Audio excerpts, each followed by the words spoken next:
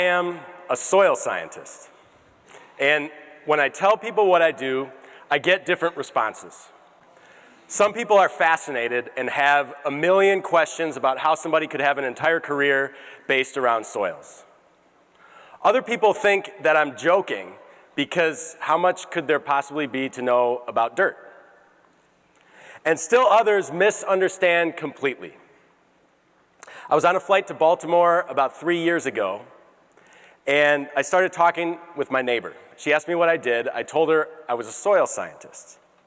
Well, it took me a minute and a question something like, how do you detect paranormal activity, before I realized she thought I said I was a soul, S-O-U-L scientist, which is apparently more plausible than being a soil scientist. So, I've learned not to be surprised by these responses, because most of us who live in urban centers in the developed world go our entire lives without ever thinking about soil. But soils are our most important resource. They are factories of life, the most diverse and complex environments on Earth, and the foundations of the entire terrestrial food system. Soils arguably do more functions critical to the human race than any other substance. They serve as water purification systems, as recycling systems, as engineering media, as plant growth support systems, and as food and home to a wide range of organisms. Most of our modern antibiotics were first isolated from soil microorganisms. So we owe one of the most important revolutions in modern medicine to unseen but incredibly common and abundant life in soils. So for all of these reasons, soils lie at the center of all the grand challenges of our time: water quality, food security, human health, and climate change. And soils are diverse as all of the people on this planet. These are some soils from across the United States and the world, from Missouri to Idaho, western Kenya to central Iowa. And each of these soils has been shaped by a unique set of climatic and environmental factors. The same factors that have led to the development of unique human cultures. And the thing that's fascinating to me is that there's a wide range of religions and cultures that share human origin stories that begin with soils. And as a collective whole, those stories tell of the creation of men, women, and children from mud and clay and dust and earth of all types and colors.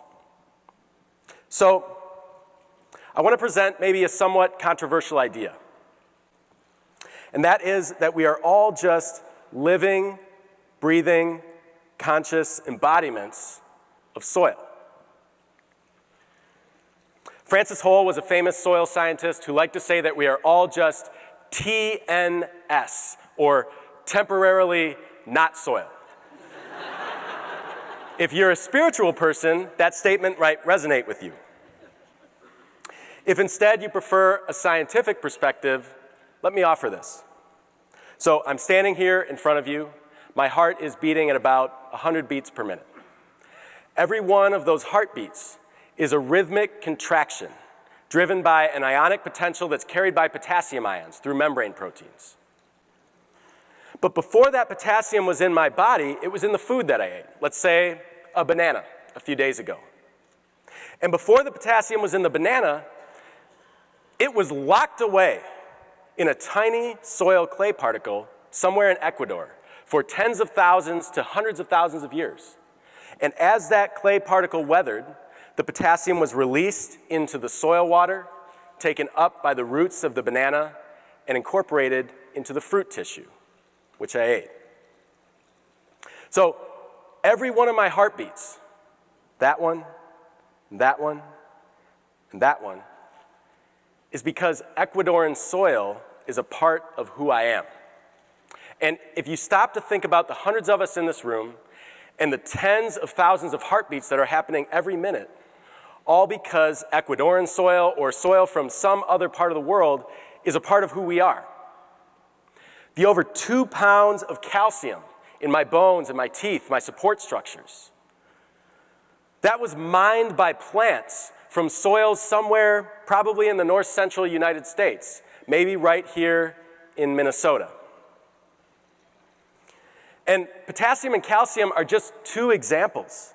Almost all of the dry mass of my body either came directly from or was supported by soils before it became a part of me.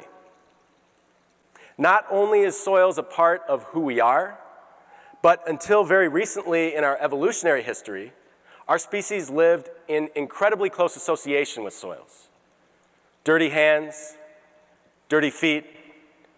Our distant ancestors would hardly recognize the sterile organisms we've become. So I've been fortunate to spend the last 15 years of my life traveling around the world and studying soils. And through that work, I've become convinced that as humans, because soils are a part of who we are, we all have an inherent drive to understand soils in the land, whether we know it or not. And if you don't believe me, watch a child trying to play in the mud as their parents stand by horrified while they get covered, because that child has not yet learned or been told that soil is somehow bad or dirty. How many people remember the Kevin Costner movie Field of Dreams? Okay, half. There's a really famous saying from that movie, if you build it, they will come. If you build it, they will come. Okay, for me, I would change that a little bit to say, if you dig it, they will come. Because in my experience, whenever you dig a hole, somebody's going to get interested and come around and see what's going on. And that is true even in the most remote places on Earth. This image here is from the North Slope of Alaska, above the Arctic Circle. We were digging a soil pit, and we saw a guy walking across the tundra towards us with a bike on his shoulder.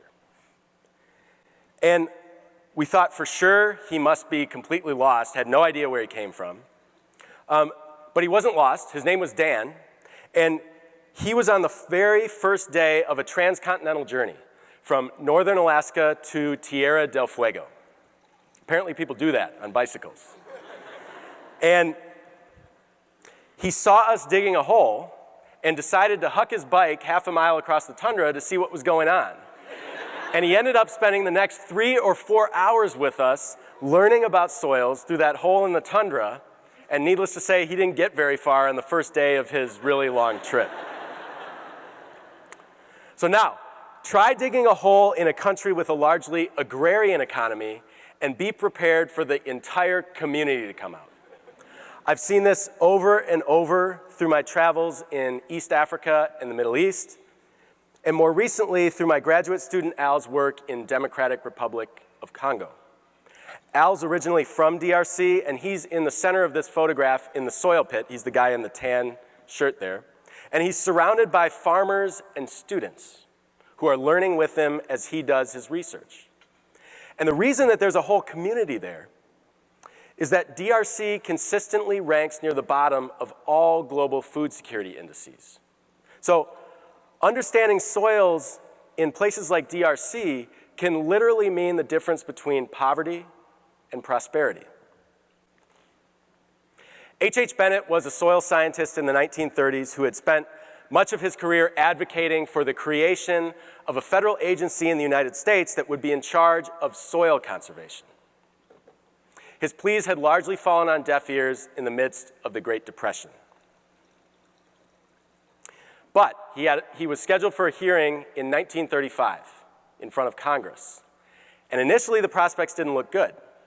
But in the weeks prior to his hearing, dust clouds from the rapidly eroding wheat fields in Texas, Oklahoma, and Kansas at the heart of the Dust Bowl had traveled over 1,200 miles to Washington, D.C., dimming the sun in the middle of the day over the Lincoln Memorial, filling the halls of Congress and covering the desks of legislators. And Bennett had a much more receptive audience when he went in for his hearing. But the result of that hearing was the creation of the Soil Conservation Service, today known as the Natural Resources Conservation Service. And it's no mistake that enduring United States productivity in the agricultural sector and the economy in general has been linked to early public investment in soil conservation. FDR himself, in a letter to all state governors 2 years later, wrote that the nation that destroys its soil destroys itself. But I don't want to give you the impression that somehow soil conservation and soil loss are problems that we've solved. Human activities are resulting in unsustainable rates of soil loss, both here in the United States, in our backyard, and all around the world. Soil conservation is a problem for all people and all generations. I took this photo on the left from a crop field in western Minnesota in 2017, just last year. And it's showing a gully forming and the rapid erosion and loss of soil. The image on the right I took in the Usambara Mountains of northern Tanzania in 2014. And this is a region where population growth has intensified and people are forced to farm more and more marginal lands. And as they're farming those marginal lands, the soil is becoming more and more exposed to the heavy rains during the rainy season and is vulnerable to being washed away. So what you're looking at in the right-hand picture are strips of bare rock where the soil has been completely washed away or stripped away. And encapsulated in that image is an act of desperation because somebody has taken an individual corn seed and planted it in the small, tiny patches of soil that remain in between the rock. And worse yet, that corn isn't even going to yield any kind of usable or meaningful grain. And I'll never forget the conversation we were having with an elder in a village near to this site. We were talking to him about soil, and very abruptly, he stopped the conversation. And he said, "Today, this is a beautiful and peaceful place. But one day, our children will run from these hills because all the soil will have washed away." Our soil is a finite and precious resource. If the earth was an apple, our lives and all of our food, feed, and fiber requirements would depend on just a tiny fraction of the peel. Our earth has a thin veneer of soil that's unique in the solar system. So, in our heartbeats and in our bones, you and I and people halfway across the world are united in our shared dependence on and origins in soil. And one day, we will all be united in our return. So, behind every community, every political system, and every warrior lies the silent greatness of our soil. Every day between our birth and our death is one day that we are temporarily not soil. And what we choose to do with each of those days is important. Our connection to the earth and to each other is real, and it transcends all of our perceived cultural, social, economic, political, and outward differences. And there are two things that will matter to our children and our grandchildren: how we choose to treat each other and how we choose to treat our soils. Our understanding of that connection will determine our fate and the future for many generations that come after us. Thank you.